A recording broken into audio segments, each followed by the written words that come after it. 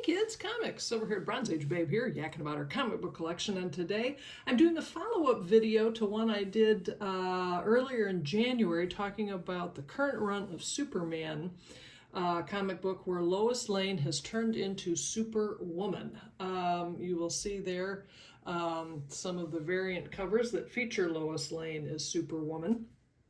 I was pretty wishy-washy. I was just meh on the plot of having Lois Lane as a superhero.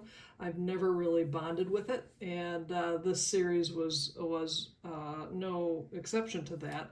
Now, the only other thing, which isn't to say I didn't look forward to every issue, because there were variant covers that were really lovely that featured Lois Lane on the cover. And as a Lois Lane completist, my collection absolutely positively needed to have these covers, and I'm thrilled with them. I think they're lovely.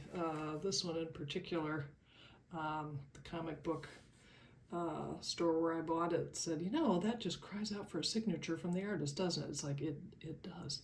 I'm going to spoil something. So if you do not want to be spoiled, you will not hurt my feelings if you fly away right now. So here we go.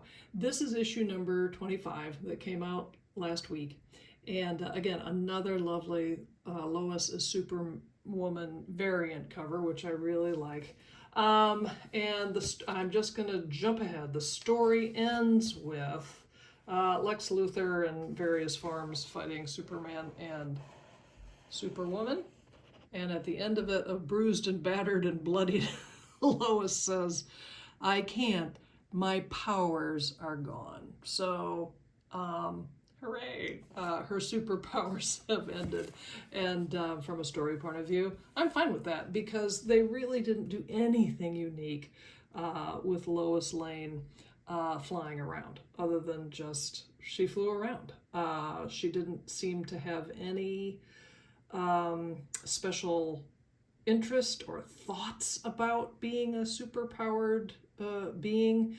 It just was, and I think Lois has more going for her than that. Now, the reason I wanted to do this follow-up video is because today, in preparation for a Fanboys live show that I'm going to be doing with Magic Lasso tonight, which by the time you're seeing this, we will have already done it, and it was fantastic. You should absolutely go to Magic Lasso's channel and check it out. So I, of course, dug through a lot of my Lois Lane collection, and I was checking out this particular book. This is number 82 from, I think, 1968. And the reason I was looking for this book is because I wanted to read the letters to the editor relative to the story in number 80 that Magic Lasso and I read. And I did find some interesting feedback about it, which is one thing. But the thing that I really wanted to touch base with you about is this particular letter from Rand Lee from Roxbury, Connecticut. And then remember, this is 1968.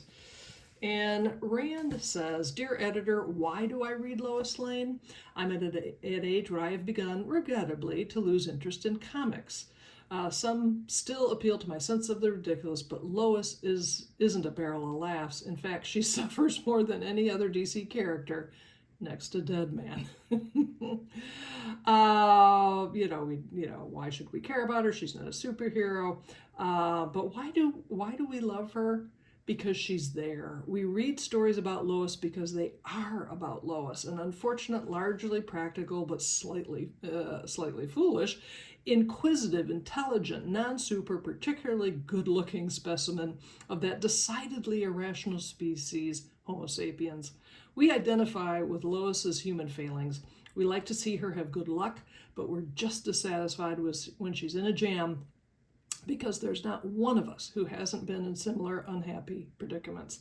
We have clamored to see her wed Superman, but is it just so she'll be happy, or because she'd have a heck of a time coping with a super family. Anything that sets off Lois's essential humanity will draw a lot of readers. That's why you must never give her any superpowers. Keep her a plain old, or rather chic young girl.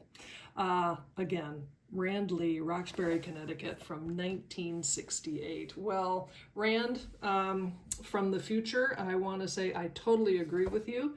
And based on this run of Lois Lane with superpowers, you're right on the money. Her humanity was absolutely not even touched on in this run, and we need Lois back on Earth as a grounding force, not only for Superman, but I think for the entire Superman family too. So there you go. That's all I've got. Thanks so much for stopping by. I'll see you again next time.